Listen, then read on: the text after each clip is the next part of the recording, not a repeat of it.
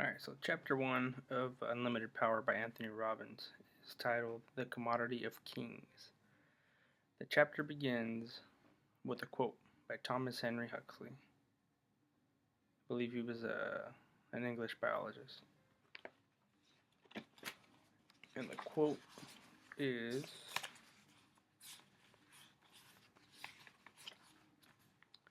"The great end of life is not knowledge, but action." And chapter 1 talks about how Anthony Robbins changed his life from being fat, broke, and unhappy to being wealthy, healthy, and happy. He talks about the word power. How people's response are varied. For some it has a negative meaning. For some people, the word power has a negative meaning. For some people feel like it's tainted for them. He asks the question, how much power do you want? How much do you think is right for you to obtain or develop? He states that he doesn't think of power in terms of conquering people. He says, I don't think of it as something to be imposed. He says that kind of power seldomly lasts.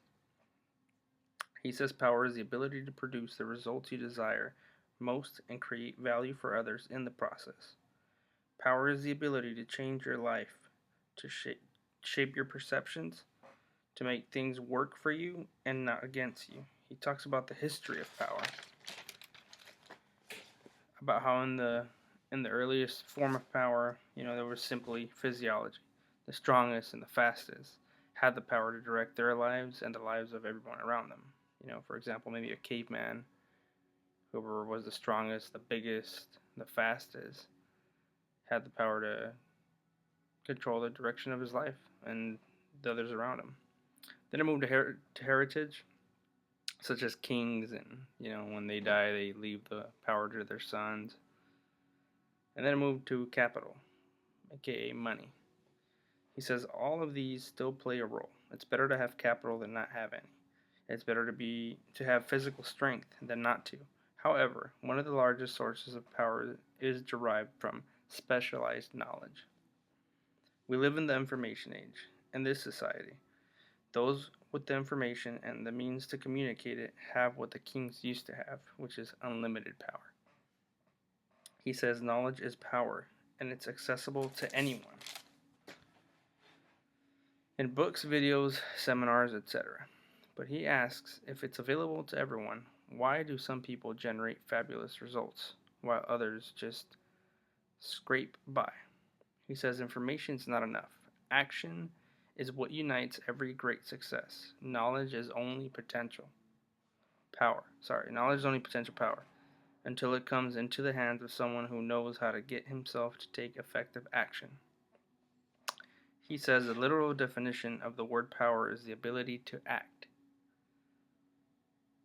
Which makes sense, right? Because, you can go to school and learn how to be the best surgeon in the world. And if you never act upon your knowledge, you never get any results. Anyways, he says that he states the greatest gift extraordinary people have over the average person is their ability to get themselves to take action. He moves on to talk about communication, about how we produce two forms of communication. The first form is internal communication, the things we picture, say, and feel within ourselves. Second is external communication, our words, tonalities, facial expressions, body posture, and physical actions to communicate with the world.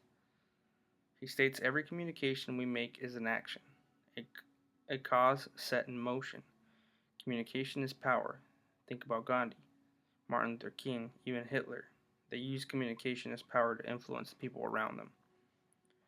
Your level of communication mastery in the external world will determine your level of success with others, and more importantly, the level of success you experience internally. Examples: happiness, joy, love, or anything else you desire is a direct result of how you communicate with yourself. How you feel is not the direct result of what is happening in your life. It is your interpretation of what is happening. Successful people's lives have shown us over and over again that the quality of our lives is determined not by what happens to us, but rather what we do about what happens to us.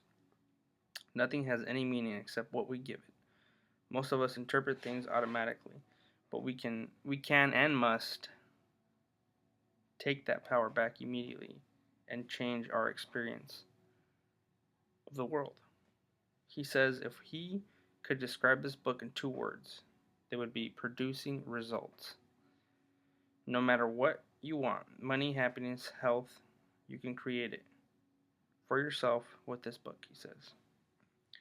He states, before you can produce new results, however, you must realize that you're already producing results. They just may not be the results you desire. He says most of us think of our mental states and most of what goes on in our minds as something that happens outside of our control. But the truth is, you can control your mental activities and your behaviors to a degree you never believed possible.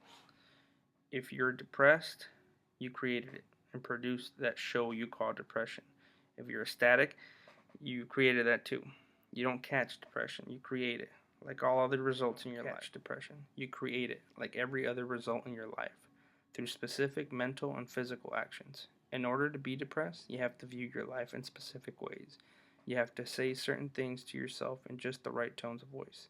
You have to adopt a specific posture and breathing. For example, if you wish to be depressed, it helps tremendously if you collapse your shoulders and look down a lot. Speaking in a sad tone of voice and thinking of the worst possible scenarios for your life also helps.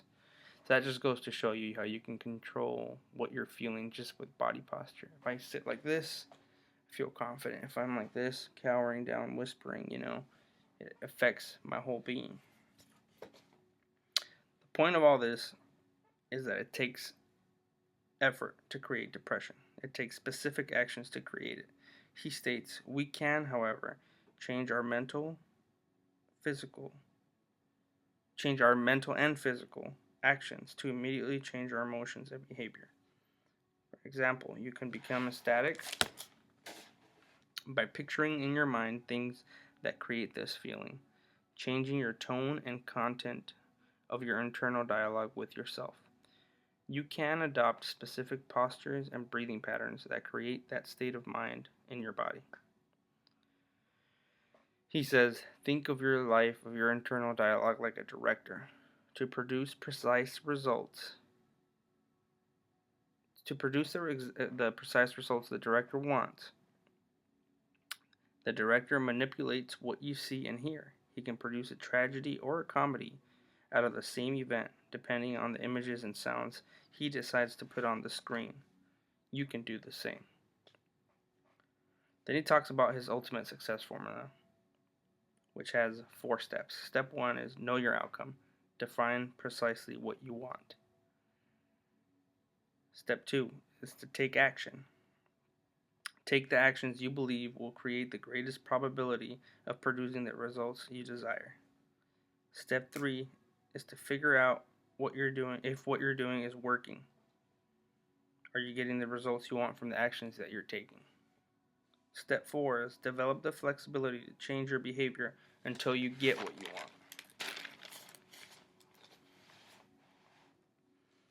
He goes on to tell stories of Steven Spielberg and Colonel Sanders about how they use this formula in order to succeed. Then he goes on to say, success is not an accident. You have to seek it.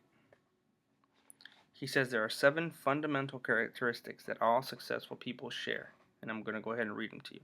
Trait number 1 is passion, a reason, a consuming, energizing, almost obsessive purpose that drives you to do, grow, and be more. And he explains that he'll go more into detail in chapter 11. Trait 2 is belief. Our beliefs about what we are and what we can be precisely determine what we will be. For example, if we believe in magic, he believes our life will be magical. What we believe to be true, what we believe to be possible, becomes what is true, becomes what is possible. Trait number 3 is strategy. A strategy is a way of organizing resources. We must use these resources in the most effective way.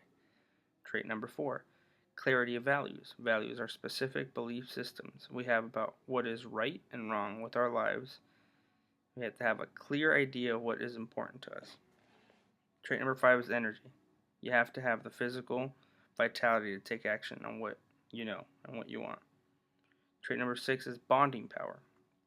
You need to develop an extraordinary ability to bond with others, the ability to connect with and develop a rapport with people from a variety of backgrounds and beliefs. Trait number seven is mastery of communication, and he states, this is the essence of what this book is about. The way we communicate with others and the way we communicate with ourselves ultimately determines the quality of our lives. People who succeed in life are those who have learned how to take any challenge that life gives them and communicate that experience to themselves in a way that causes them to successfully change things. He goes on to talk about Bunker Hunt, a Texas oil billionaire. He was asked if he can give people an advice to be successful, what would it be? And he said, success is easy. First, you decide what you specifically want, and second, you decide you're willing to pay the price for it. Simple as that. And he ends the chapter by going into modeling, a way to reproduce precisely the excellence of others, and that will lead into chapter 2. So I'm going to take everything that I learned from this first chapter and apply it to myself, and I will upload a video of I'm going to have 3 goals: a financial goal, a health goal, and a personal goal. And I will go ahead and apply these from chapter 1, and we'll see how it goes. And if you have any suggestions, please let me know how I can make this better. I know I'm just reading off notes, but hopefully this helps someone who doesn't have time to read or wants to skip all the filler information. Thanks for watching.